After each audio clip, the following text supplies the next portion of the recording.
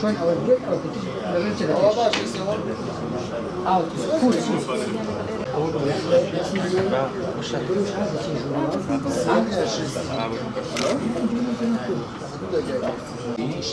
kurmancı,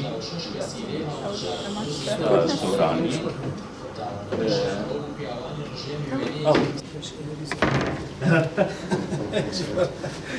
جو باشه ایدی تو کاری جو Sporeci.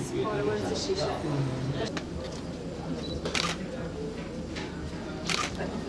برنامه رادیو قالك جماعة 10 سال من برنامه راديو فش راديو كده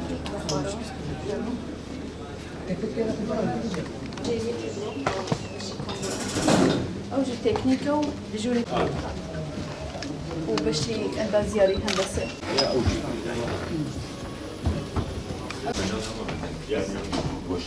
Boşanmış satayım mı? Satayım. Çocukların nefesi كان سلام Permu bez.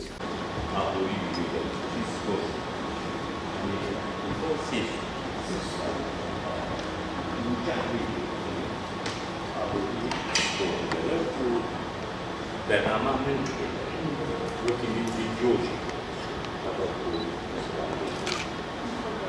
non c'è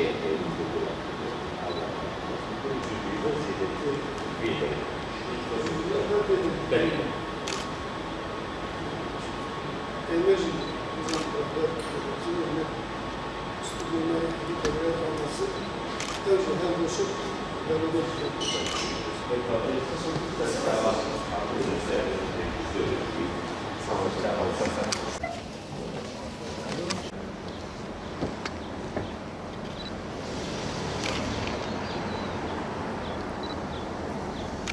Amade çi hizmeti vardı Türkiye mi Amade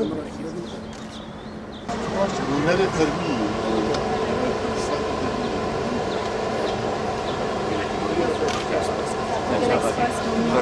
خوشحال بودم خدا جلازی. گلک سپاس سا سامون سامون.